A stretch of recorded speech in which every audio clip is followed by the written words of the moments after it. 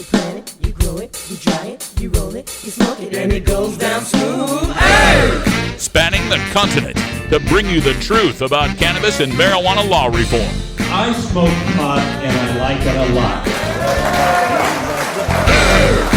CannabisRadio.com presents The Russ Belville Show, the voice of the marijuana nation. Hey, this is great, man. Well, on the earth. Now, here's your host, Radical Russ Belville. Good day, tokers and tokettes and non-toking lovers of liberty. It is Thursday, December 17th, 2015, and it's got to be 420 somewhere in the world. Thanks for joining us here at beautiful, legal Potland, Oregon, home of Rolla J Studios, and the strong silicone bong is by our side. We got a great show for you today, and a first here on the Russ Belville Show, at least as far back as I can remember, thinking of over 700 independent shows and 900 normal shows. I think today marks a first. I will be interviewing an active duty police officer today from Dallas, Texas. His name is Nick Novello. And he is a member of Law Enforcement Against Prohibition, which features all sorts of cops, prosecutors, judges, prison guards, etc.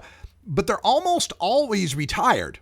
It's very rare that we get one who's active duty, so I'm excited to talk to Nick. That'll be at 5:30 in our Cops Say Legalize Drugs segment, so stay tuned for that. Also coming up on the show today, we round out our 5 different marijuana initiatives that we've been looking at. We've covered California, Arizona, Nevada, and yesterday Massachusetts. Today, we cover the great state of Maine, where they've got a version of CRIMLA up there, the campaign to regulate marijuana like alcohol. But unlike the other 3 CRIMLAs that MPP is backing in Arizona, Nevada, and Massachusetts, this one is actually the language that was proposed by Legalize Maine. And so it's quite different than the CRIMLAs that we've covered over the past few days. We'll talk about that in the Radical Rant coming up at the end of the show. So if you want to know all about Maine legalization, and it looks pretty good, folks, I got to tell you, stay tuned for the end of the show. Then also coming up on the show today, we are going to go behind the headlines. And in behind the headlines today, the DEA is allowing cannabis imports for the big pharma of marijuana. They're not not playing fair. So we'll talk a little bit about that. Also on the show today, in the space of our drug war data mining, instead today we're going to do a little cannabis community chat. I'm going to talk a little bit about what's going on in Oregon with our medical marijuana program and how the legislature is trying to make some really unnecessary changes in some respects. We'll talk about that in our cannabis community chat. And then stay tuned in hour 2. I'm going to go on an extended rant about something I call West Coast medical marijuana privilege. You'll definitely want to hear that. I've been stirring up some controversy on Facebook over this topic for the past couple of days, and I just got to get a few things off my chest. That'll come up in the second hour of the show.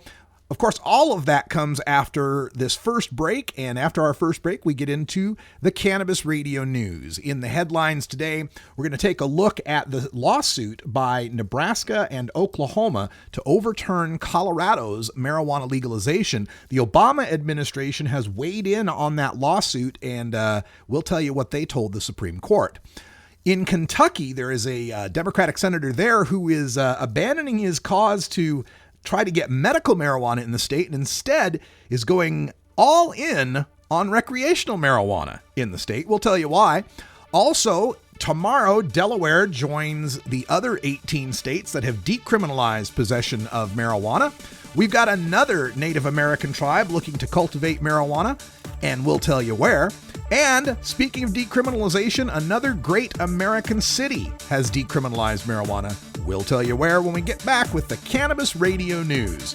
All that's coming up here on the Russ Belville Show on CannabisRadio.com. Thanks for joining us. Thanks for being a part of it. We really appreciate your support. The news is next, and we're back right after this.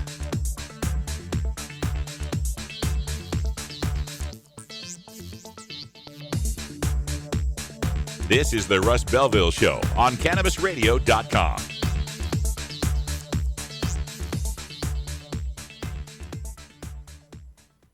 The son of a Polish immigrant who grew up in a Brooklyn tenement, he went to public schools, then college, where the work of his life began, fighting injustice and inequality, speaking truth to power.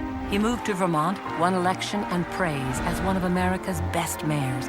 In Congress, he stood up for working families and for principle, opposing the Iraq War, supporting veterans. Now he's taking on Wall Street and a corrupt political system, funded by over 1 million contributions, tackling climate change to create clean energy jobs, fighting for living wages, equal pay, and tuition-free public colleges. People are sick and tired of establishment politics, and they want real change. Bernie Sanders, husband, father, grandfather, an honest leader, building a movement with you to give us a future to believe in. I'm Bernie Sanders, and I approve this message. MJWellness.com, the largest medical marijuana community in the world. Connect with thousands of patients, doctors, industry leaders, and businesses through shared personal experiences along our worldwide network. Discover new therapies and benefits with content tailored to you. Come grow your network on MJWellness.com. You're not alone. Your wellness matters. Learn, live, and thrive. Check out MJWellness.com today.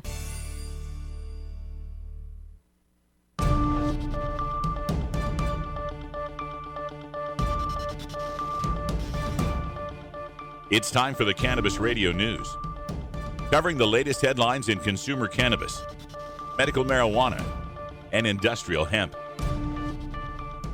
Cannabis Radio News is now available exclusively at CannabisRadio.com. Now your marijuana headlines in 4 minutes and 20 seconds. This is Cannabis Radio News. This is your Cannabis Radio News for Thursday, December 17th, 2015.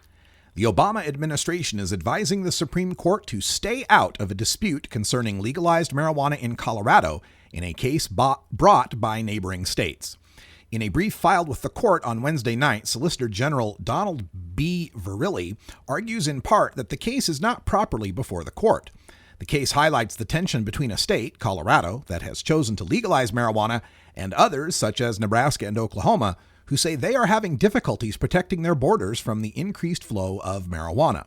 Last spring, the Supreme Court asked for the administration's views as the justices decide whether to take up the case. Verrilli argued, quote, "Entering the type of dispute at issue here, essentially that one state's laws make it more likely that third parties will violate federal and state law in another state, would represent a substantial and unwarranted expansion of this court's jurisdiction," end quote. For years, Democratic Senator Perry Clark of Kentucky has sought to lift restrictions on marijuana for medicinal purposes, but his legislation has failed to get a vote in committee. In 2016, Clark plans to double down with the Cannabis Freedom Act, a measure that would allow recreational use for adults over 21. Clark admits that passing the legislation would be very difficult next year, but hopes to set the stage for more talks. The measure, which was pre-filed last week, would repeal Kentucky's criminal prohibitions on marijuana and establish a regulatory framework that permits the plant to be grown in the state and sold in retail stores. People over 21 could possess up to an ounce on their person and cultivate up to 5 plants for personal consumption, but the law would still prohibit lighting up in public. Those under 21 could also possess the drug if recommended by a doctor. Clark said his bill would set up a 3-tier licensing system similar to the alcohol industry to separate growers, processors, and retailers and prevent monopolies or vertical integration. The possession of small amounts of marijuana becomes legal starting Friday in Delaware, which joins 18 other states that have removed criminal penalties for carrying marijuana. With 4 states and the District of Columbia having legalized recreational possession of cannabis in the last 2 years, reformers hope smaller steps like Delaware's will pave the way for the defeat of prohibition nationwide. The Delaware state legislature in June passed a bill removing harsh criminal penalties for simple possession of up to an ounce of marijuana, which had previously been punishable with 3 months in jail. It now becomes a civil violation with a fine, much like a traffic ticket. However, there are still a number of circumstances under which Delaware police can arrest a person for having marijuana. Smoking cannabis in public, for example, is still a misdemeanor, punishable by less than a year in jail. Members of the Confederated Tribes of Warm Springs will vote Thursday on a proposal to grow and process marijuana on the reservation and sell the product at tribal-owned stores in Portland and other Oregon cities. If the referendum passes and the state signs off on the plan, Warm Springs would be among the first tribes in the country to enter the commercial cannabis market. The tribes expect to have results Friday. It's a trend fueled by a federal memo issued last year that said the government would treat tribes as they do states when it comes to legal pot. But the debate over cultural, economic, and health risks, as well as complex legal issues, has most Native American tribes moving slowly on marijuana initiatives. Warm Springs is the first in Oregon, home to 9 federally recognized tribes, to put the issue to its members. People caught with a small amount of marijuana in the city of Pittsburgh will no longer automatically be sent to jail under legislation approved by the city council. The city council voted in favor of an ordinance to decriminalize possession of 30 grams or less of marijuana, a little bit more than an ounce. Police will have the option to issue a citation and a fine ranging from $25 to $100. Currently, punishment for possession is up to 30 days in jail and a $500 fine. Those in support of the legislation cite a similar law in Brooklyn that saved the city $2 million in funds no longer needed to pay for arresting, prosecuting, and sentencing marijuana users. Today's vote was a preliminary vote. There will be a final vote at the Pittsburgh City Council due next week. This has been your Cannabis Radio News for Thursday, December 17th, 2015. I'm Russ Belville.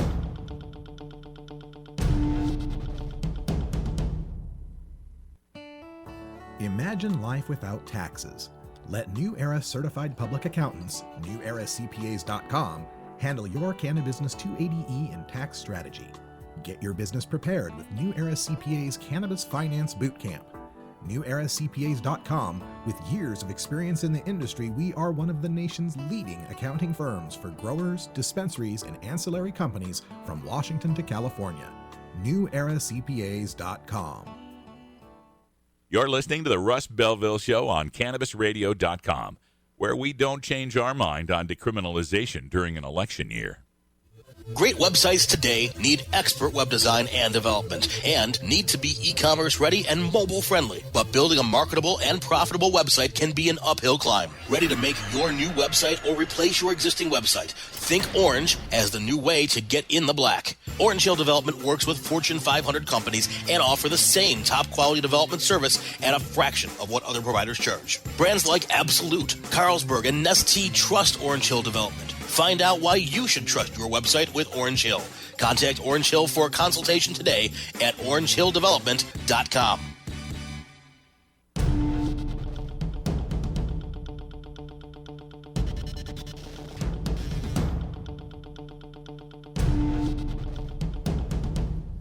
Today in Behind the Headlines, we've got a story from Mike Adams out at hightimes.com that says the DEA allows cannabis imports to facilitate the big pharma of marijuana. The U.S. Drug Enforcement Administration has all but refused to acknowledge lawful cannabis producers as part of legitimate commerce here in the United States. But that has not stopped the agency from working with corporate drug pushers in the importation of cannabis products to be used to facilitate the big pharma takeover of the medical marijuana industry. A federal notice released earlier this month indicates that big government has given a New Jersey drug development company called Catalent Pharma Solutions permission to begin importing various forms of cannabis into the United States to be administered to patients in clinical trials. The finished pharmaceutical products containing cannabis extracts will be shipped to the company's research facility in Kansas City, Missouri, which develops and tests medications in oral dose forms. Catalent's vice president of corporate strategy recently told Inpharm Technologist, a news source covering the happenings of the international pharmaceutical trade, that there is a growing need for special handling capabilities in pharmaceutical development due to evolving characteristics of pharmaceutical and biotechnology pipeline molecules. And as these molecules transition to commercially approved products, similar complexities arise in production and distribution of commercial supplies. Basically, what this means is major drug manufacturers are paying Catalent big bucks to help engineer commercial medical marijuana products in a manner that will garner expeditious approval from the U.S. government. However, the bad news is this type of action resonates an obvious separation of those medical marijuana products that are sold in state-licensed dispensaries and medicine derived from the cannabis plant that is currently being created under the guidance of the federal government. While some insiders of the pot industry believe the emergence of brands such as Marley Natural and Willie's Reserve properly defines what is to be big marijuana, the fact that well-funded drug companies are still exploring methods of capitalizing on the medical cannabis sector, even after 23 states and the District of Columbia have established relevant programs, indicates the cannabis industry is on a devastating collision course. One of Catalent's clients is GW Pharmaceuticals, a British pharmaceutical company that Merrill Lynch recently cited in a report as being a major player in the cannabis industry. The drug company has been inside the United States for a couple of years, conducting clinical trials on their prized medical marijuana product Epidiolex, which is CBD in a spray form, in hopes of marketing an FDA-approved epilepsy treatment by 2017. As of now, GW is in Phase 3 clinical trials for this medicine, which was recently deemed promising in combating treatment-resistant epilepsies such as Dravet syndrome. Unfortunately, the true monster of marijuana has a special luxury that remains unavailable to those companies selling pot products in retail outlets across the country: flexible DEA scheduling. A product like GW's Epidiolex, if approved, would likely be classified as Schedule 2 or Schedule 3 in order to become a part of the mainstream drug market. And while it is expected this medication will come with a hefty price tag, Epidiolex, unlike CBD oil being sold in places like Colorado, would also be covered under most health insurance policies. This very scenario happened over 3 decades ago with a THC pill called Marinol. That's Mike Adams reporting in High Times. And I would just add to this that this is the box canyon of medical marijuana that we have been talking about for 6 years now. The logical endpoint of medical marijuana has always been and shall always be the development of individualized, molecularly consistent products that can be sold through pharmacies that are Schedule 2 or Schedule 3 and then will get paid for by health insurance. That's always been the direction medical marijuana was bound to head. There's just no other way this could have happened. The medical marijuana is on the decline, and there's not much we can do about it. If you want to have access to the whole plant, if you want people to be able to use marijuana medically, the fight now is for adult recreational legalization, because medical marijuana is going to go the way of GW Pharmaceuticals and all of these standardized dose-related types of non-smoked marijuana products. So it's time for all of us to start getting on board with the recreational legalization, personal use, no matter what the reason is. I spent the last 2 years of high school in a daze. Well, everyone, it's 4:20 in the Mountain Time Zone. Happy 4:20 to our friends in Denver. And, of course, still thinking of my brother Matt battling colon cancer in the Mountain Time Zone, non-legal, ultra-prohibition red state of Idaho. That's why I fight so hard for legalization. It won't get legal in Idaho until it's legal everywhere else. One state at a time. The Russ Belville Show is proudly sponsored by the Marijuana Business Association. The MJBA, called by NBC News the Cannabis Chamber of Commerce, is the fastest growing business association in the fastest growing industry in America. I've been working with the MJBA for years, and I personally invite you to join the MJBA. MJBA also publishes the popular MJ Headline News on Facebook and the MJNewsNetwork.com and Marijuana Channel 1 on YouTube. Visit mjba.net for more details. The Russ Belville Show on CannabisRadio.com, the National Wildlife Refuge for Marijuana Unicorns. Dr. Dabber, hurry! Its temperature is shooting past 1,000 degrees Fahrenheit. It's burning up. I'm afraid for this little guy, it's just too late. What caused the problem? Only Dr. Dabber can maintain the perfect temperature for a smooth-tasting, slower burn. This standard vaporizer lost all of its health benefits, sending it up in smoke. So you're telling me that most vapor pens burn so hot they produce smoke, not vapor? Correct. Keep away from those standard vaporizer pens and turn to Dr. Dabber. Doctor's orders. Less heat, more flavor.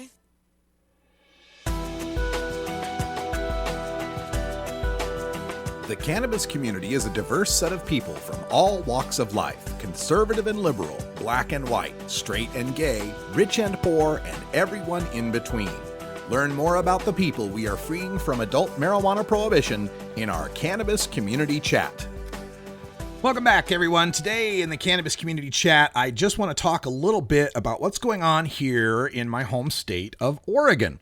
While we have legalized marijuana for adult purposes, any purpose you choose, there is still a medical marijuana program, the Oregon Medical Marijuana Program. And while our Measure 91 specifically said 3 times that this measure, the passage of this measure was not to affect the operation of the medical marijuana program, there's nothing anybody could do to stop the legislature from making changes to the Oregon Medical Marijuana Program, as well as the Oregon Health Authority, given the authority to regulate the program. So there's a few things that they're trying to change here that are problematic. And let me just run through a few of these. First of all, they are considering increasing the third-party grower fee. Now, it's already onerous enough to try to get on the Oregon Medical Marijuana Program. You got to go see your doctor, and you got to collect 3 years worth of medical records that show at least 3 times in the past 3 years that you've been diagnosed or you're suffering from a condition that matches the condition list. So we're not talking like, Washington or California where you can just, say you got a backache and get yourself a card. No, in Oregon, there's a lot of paperwork. There's a lot of records that you got to pull up to be able to get this. So that's already tough enough as it is. But then on top of that, the state requires that you pay a $200 fee to get your medical marijuana card. The highest fee of any of the medical marijuana states. There's 2 other states that have a $200 fee. One of them is New Jersey, but their card lasts for 2 years, right? Oregon, you got to get your card every year, so that's $200 to get your medical marijuana card, which is ridiculous when you're talking about some of these people's needs to be able to access medical marijuana. It's just way too expensive. Then we've also got a grower fee. Now, this was instituted a while back where if you wanted to have a third party grow for you, it was going to cost $50 to pay for that extra grower card, right? And then a grower could take care of up to 4 patients. They want to raise that up to $200. So you've already got a patient who's spent $200-$300 going to the doctor, another $200 getting his medical marijuana card, and then you want to pull another $200 out of his pocket for a grower card? Why can't these people understand that there's plenty of money for the state coming in recreational marijuana? The Oregon Medical Marijuana Program has run a surplus every year. And in fact, it's been the little rainy day fund that the state has been dipping into to pay the bills for some of their other budget items. It's always run a surplus, so there's no need to pump more money into that program. They claim that all these extra regulatory hurdles that have been added to them are causing more costs for them, but that just doesn't hold any sort of water. That's just ridiculous. Like I said, they've been having a surplus. Use some of that surplus. And if you have to, get some of that recreational marijuana money. I'm cool with my tax money and my weed purchases helping out people who are sick. That's the way this should work. And that's the way it was originally passed by the people of Oregon, that it should be treated like every other medicine. They're also proposing a $4,000 fee for medical marijuana processors, the people who make extracts and edibles and tinctures. The stuff that medical patients need more than recreational patients. Not to say I don't like a cookie or a dab now and then, but those kind of products are desperately needed by the patients. Why put an extra $4,000 hurdle in the way of getting these people their medicine? Other things that they're proposing a new rule that dispensary workers who are medical marijuana patients can't smoke or vape at work. Now, this is an exception that had been in the law for a while, not in front of the customers or anything, but at some private out of the way location, a medical marijuana patient should be able to medicate. They want to take that ability away. These people have a hard enough time finding jobs that will allow them to be medical marijuana patients, since the state of Oregon allows employers to discriminate against us because of the metabolites in our system. Why take away another job possibility from a sick and likely poor person? That's ridiculous. And then another thing that they're changing, of course, the clean air rules are changing that will look to end the adult consumption private lounges, the cannabis cafes and such. And while a lot of people will look at this as being a recreational thing, oh, you're just getting together to get high or whatever, for some patients, those cafes, those meeting places are critical. They live in Section 8 housing. They live in public housing. They live somewhere where they're not allowed to inhale medication. They're not allowed to smoke. They're not allowed to vaporize. So they have to have some place to go to be able to use their medicine. And it's also a critical social gathering spot for people in the medical marijuana program to learn from one another. And a lot of these places, like the Cannabis Cafe, the Northwest Cannabis Club, they hold special meetings just for patients to learn things about how to process marijuana or how to go about obeying the law. There's no legitimate reason we should be putting these roadblocks in front of the people who have legitimate medical need. Now, there are other things that they have changed about the law that I'm not as upset about, because I understand that they were trying to rein in some of the abuses of medical marijuana. And when we come back in hour 2, I'm going to talk at length about that part. But when it comes to protecting the patients, individuals on the individual level, these laws are going to hurt people. These laws are going to make it more difficult. And now, as we've got the recreational law, fewer of those quote, scare quote patients are in the program. And the few that are remaining are the ones who do have this serious medical marijuana need that should be protected. It won't be too soon before we can get all of this worked out. We're back with Cops Say Legalize Drugs right after this. This is the Russ Belville Show on CannabisRadio.com.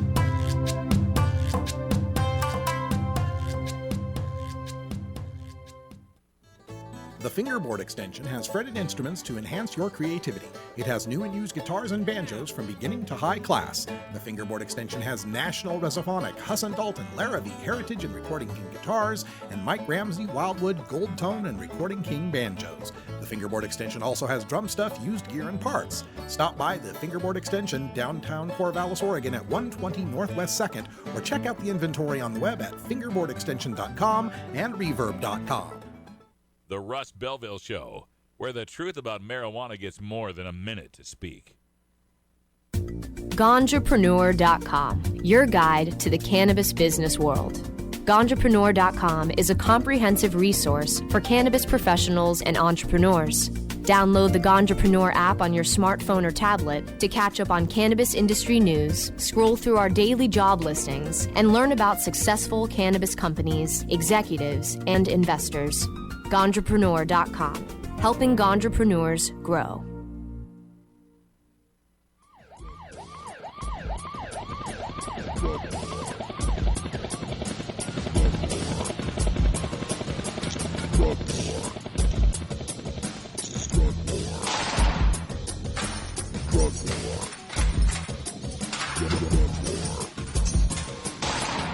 One of the most disturbing elements of the Prohibition War is how it's made police the enemy of otherwise law-abiding cannabis consumers.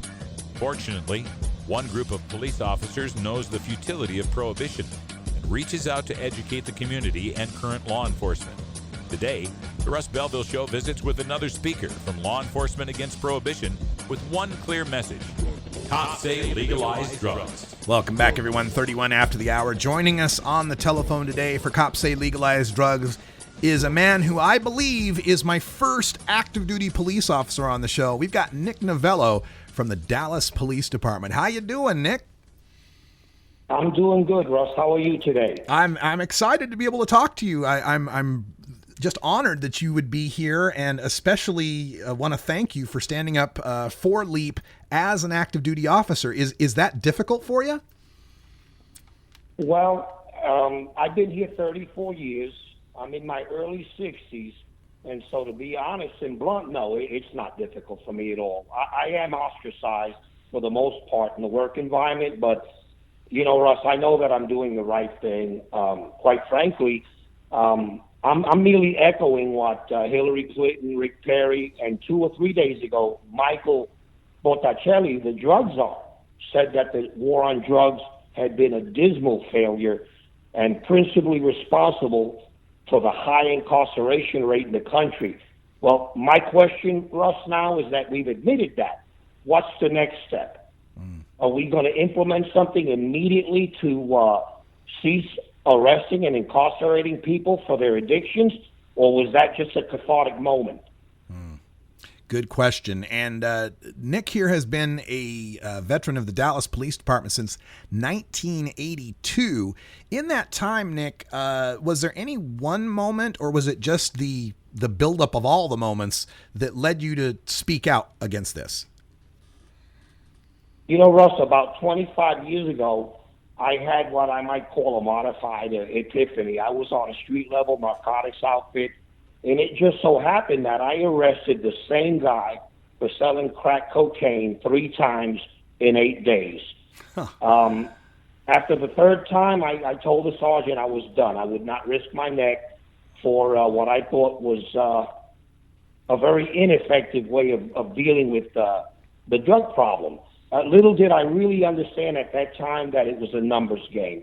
And, you know, Russ, I tell people that the public information office with any police department has become as important as the actual patrol function, because departments around the country manage the information that they disseminate, and for the most part are in the business of manufacturing information based on public consumption. And very little of it has to do with the actuality of what's there. We know that the drug war, we've manufactured the criminal element for the most part. So for me, when I really became aware of that, I thought, you know, I want to speak to this while I'm still an active officer, because I don't want people to say the guy's disgruntled or now he's retired and he's doing it.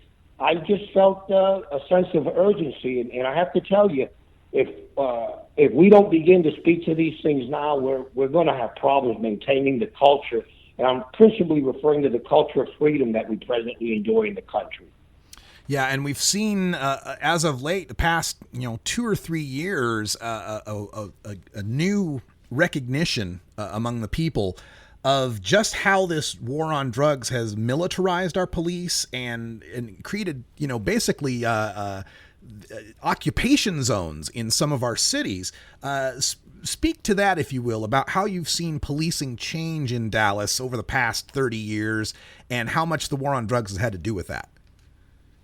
Well, Russ, my understanding when Robert Peel wrote those 9 principles of policing in 1829, they had everything to do with police doing a job that was, quite frankly, based on a social contract. I exercise the authority over Russ that he allows me to based on a social or contract.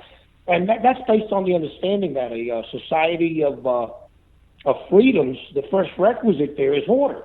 And we're there to maintain that order, but I need you to support me in order to do my job. When you begin to see my actions as illegitimate or inappropriate, you cease to support me. And the actions I have to take to get you to comply are no longer really policing actions. They become more militaristic. And again, it's not an I-thou relationship. It becomes I-it. And I've seen that. I've seen the mindset set in that we've got to go out there and, again, incarcerate as many people because it's the way we fight this war on drugs. To me, when people like Botticelli and others say that addiction is it's a medical condition. It is a medical condition, and Peter Chris does such a wonderful job of addressing it.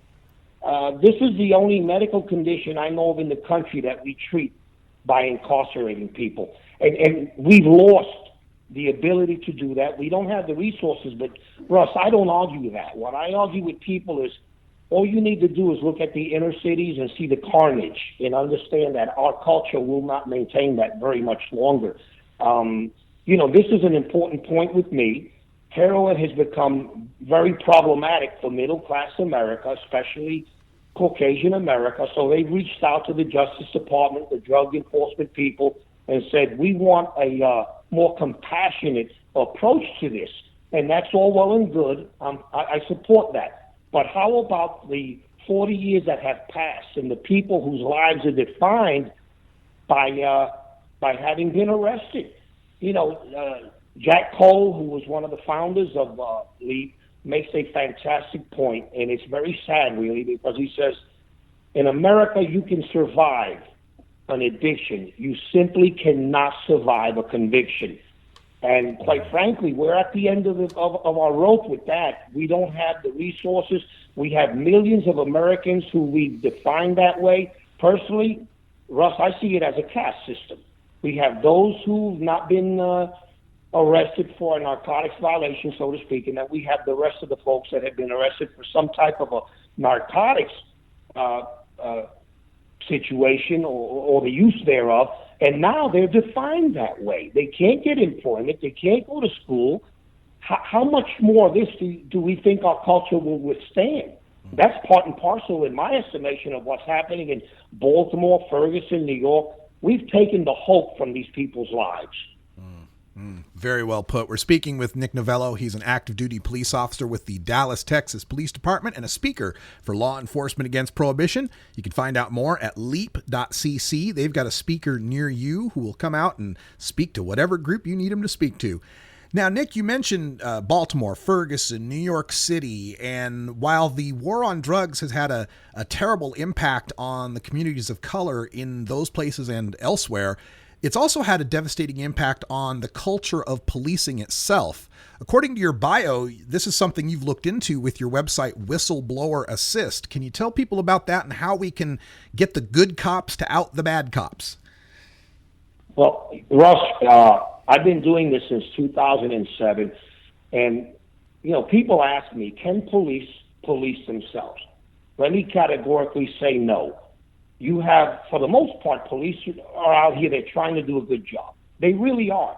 The guys and girls on the street are really trying to do a good job. But the administrations, as soon, and this was my experience that I'm speaking to, and obviously others that we research, as soon as you go to your administration with egregious police misconduct, they come after you. And I went to the FBI on a Dallas police chief and nothing came of it.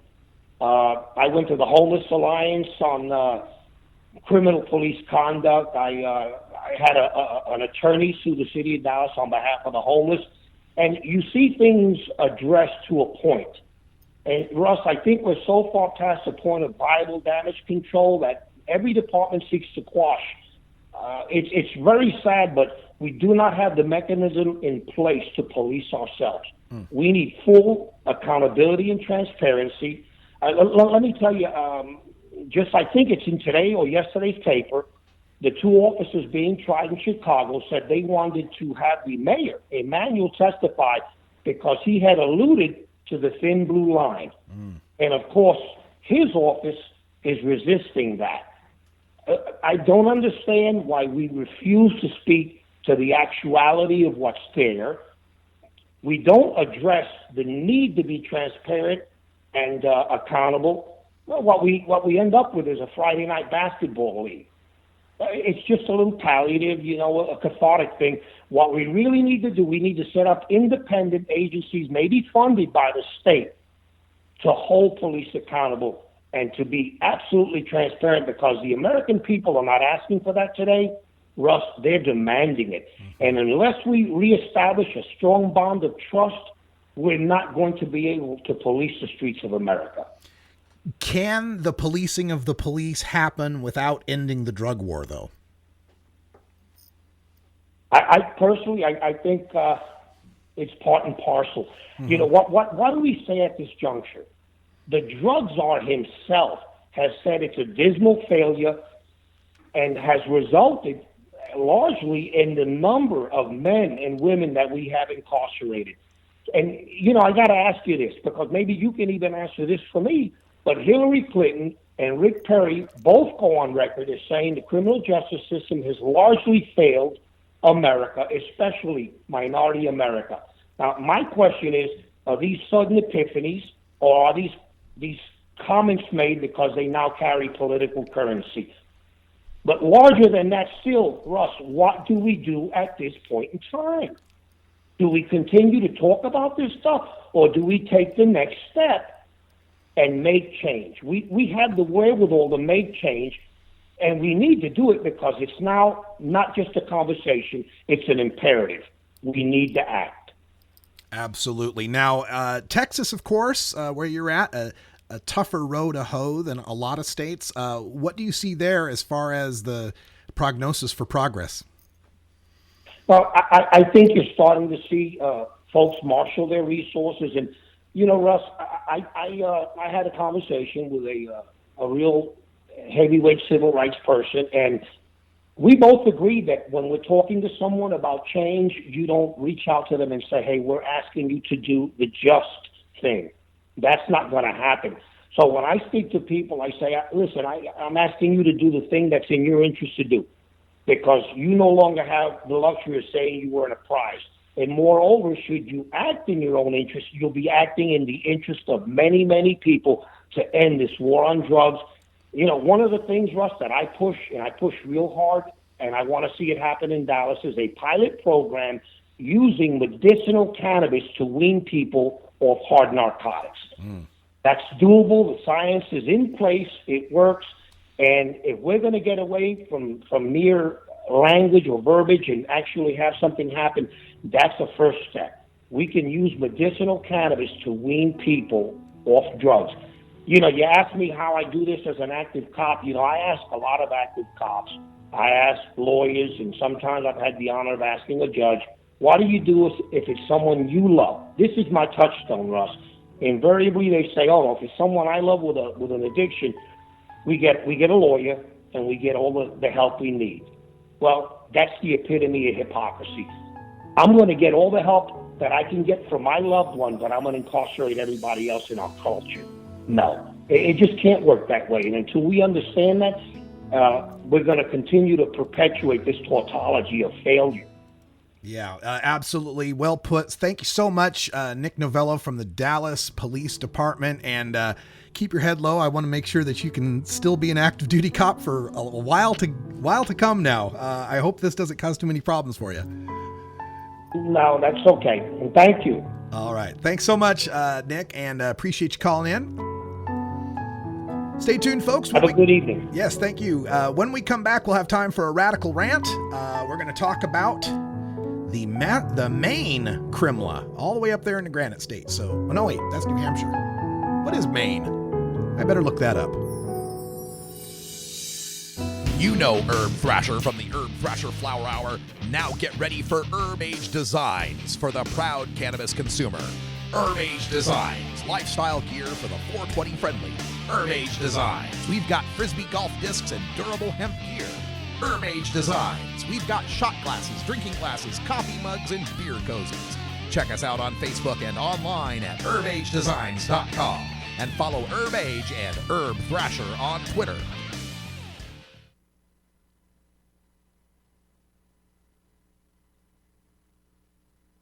Warning. Hits taken on this show are larger than they appear. Do not try this at home. These people are professionals, or at least they pay me to say that. A public service message from CannabisRadio.com and the Russ Belville Show. MJWellness.com, the largest medical marijuana community in the world. Connect with thousands of patients, doctors, industry leaders, and businesses through shared personal experiences along our worldwide network. Discover new therapies and benefits with content tailored to you. Come grow your network on MJWellness.com. You're not alone. Your wellness matters. Learn, live, and thrive. Check out MJWellness.com today.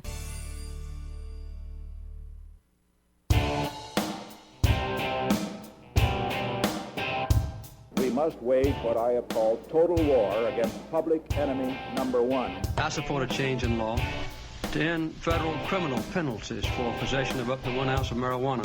That marijuana, pot, grass, whatever you want to call it, is probably the most dangerous drug. Some think there won't be room for them in jail. We'll make room. I experimented with marijuana a time or two, and I didn't like it and didn't inhale. One major responsibility is to encourage people to use less drugs. Entirely legitimate topic for debate. Radical Rant. All right, welcome back, everybody. In the rant today, we're finishing up our look at 5 state legalization initiatives, and today's initiative is the one for the state of Maine, the Pine Tree State, and it is the initiative to legalize marijuana in Maine. It was originally written by Paul McCarrier and the group Legalize Maine. And then there was a competing initiative from Marijuana Policy Project that was more restrictive called CRMLA, Campaign to Regulate Marijuana Like Alcohol. And in a first, MPP folded its campaign and got behind the grassroots campaign.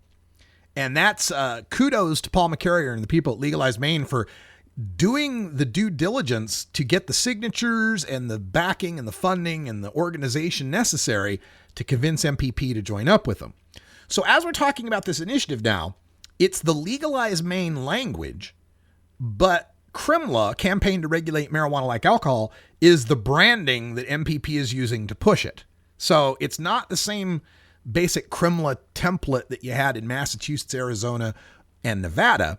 It's Legalize Maine language, but just has kind of a CRMLA shell, if you want to call it that. Anyway, this Legalize Maine language is pretty amazing. Let me get you the basics, of course. What everyone wants to know, how much can you possess? Well, in all the other states we've been talking about this week, people 21 and older can possess an ounce of marijuana. In Maine, you'll be able to possess 2.5 ounces of marijuana. That is fantastic. And in all these other states we've been talking about, you can possess 5 grams of concentrate or 7 grams of concentrate or 8 grams of concentrate, whatever it might be.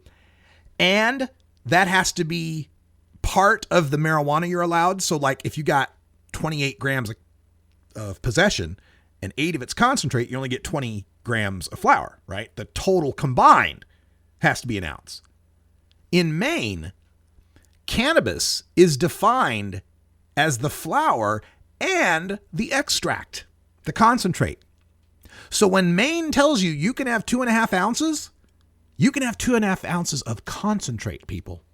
2.5 ounces of extracts. Yeah. Pretty amazing.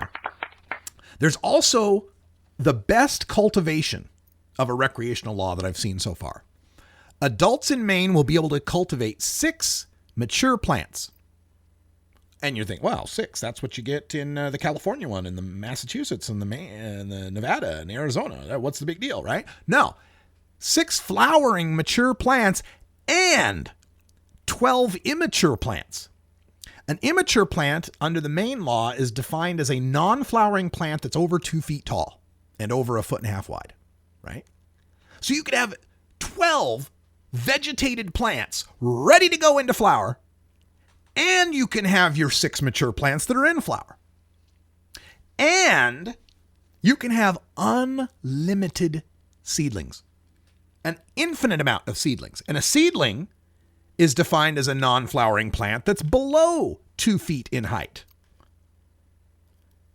Everybody should be happy about this. I mean, 6 mature, 12 veg, unlimited seedlings. It'd be hard to ask for more than that. That's pretty amazing. Also, you'll be able to purchase up to 12 seedlings or immature plants from a grower. So you don't even have to start it at a seedling. You could go get yourself 12 vegetated plants, put 6 of them into the flower cycle, keep another 6 in the veg cycle for a while. Basically, your Papa Murphy's take and bake of weed.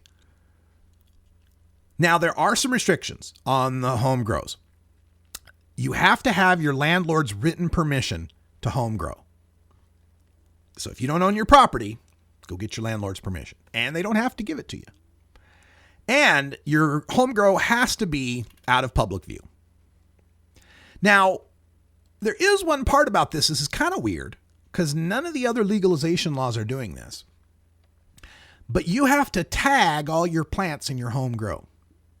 with, like I imagine you can get those little wire twisties you get at the bulk foods, But you have to get something to tag your plants, and every tag on every plant has to include your name and your Maine driver's license number.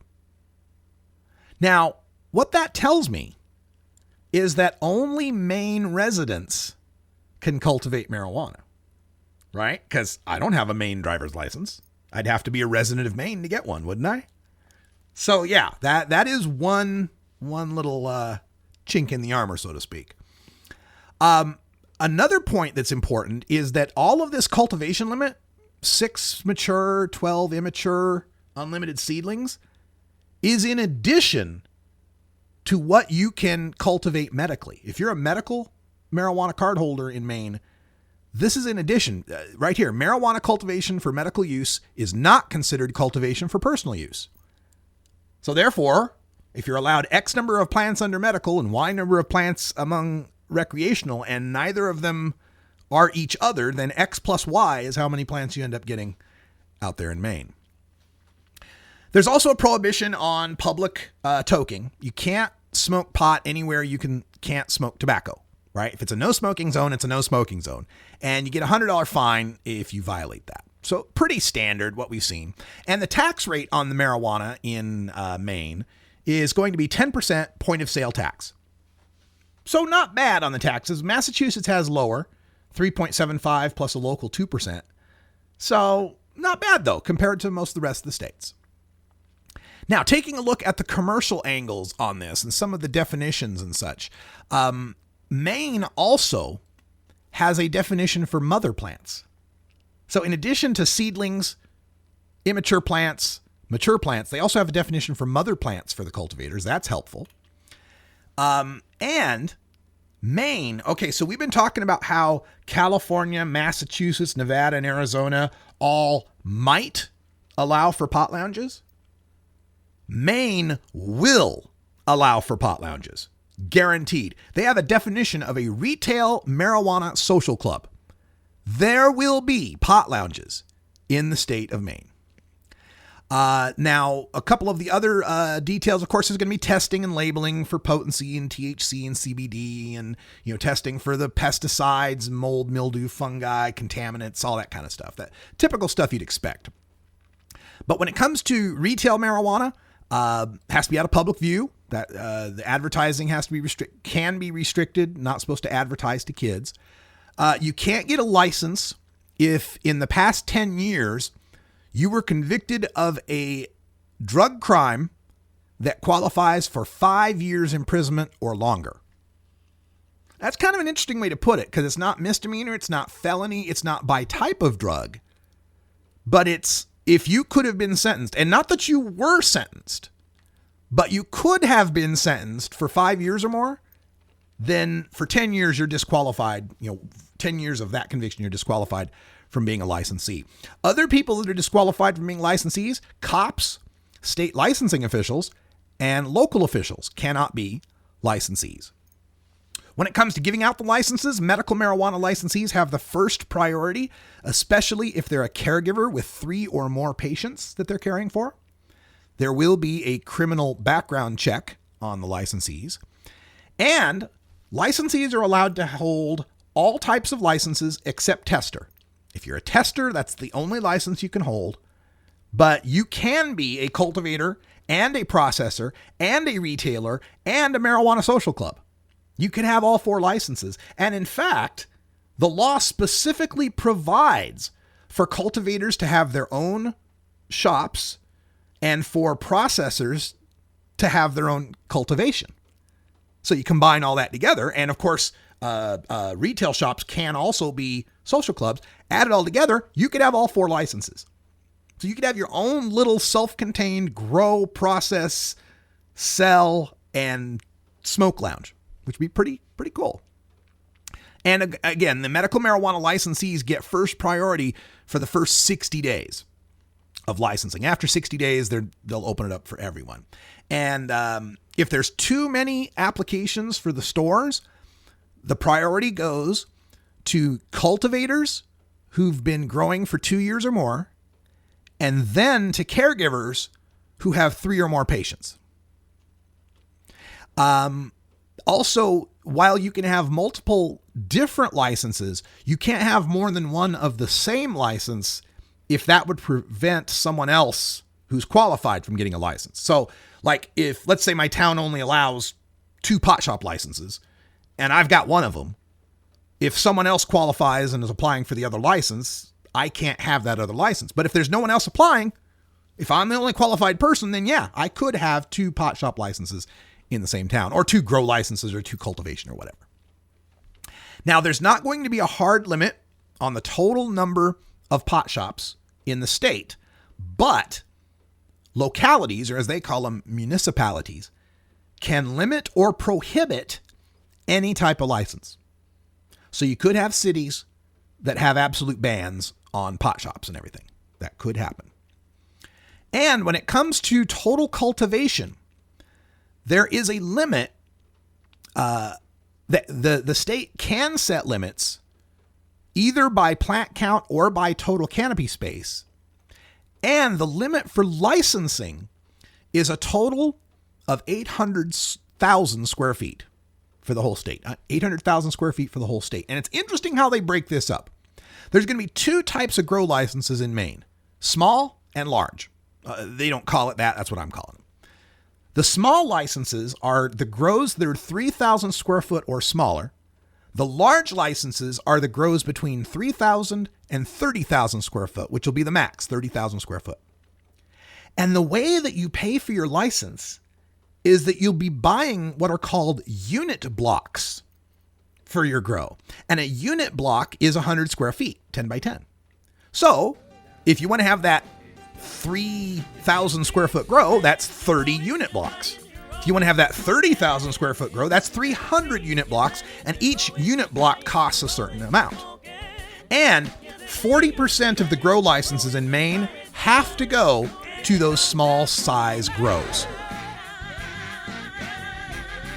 There's plenty more to take a look at in the Maine Crimla. I'll have my highlights of this posted on marijuanapolitics.com later today. Also, you can check out the hyperlinked reformatted text of all 5 initiatives available through my Scribd account. Just go to rad-r.us/MJ2016. All lowercase, rad-r.us/MJ2016. For everyone here at CannabisRadio.com, I'm Radical Russ. Thanks for joining us. And until next time, take care of each other, tokers. This is the Russ Belville Show. The Russ Belville Show is blogging and podcasting daily at RadicalRuss.com. You take a seed, you plant it, you grow it, you dry it, you roll it, you smoke it. You take a seed, you plant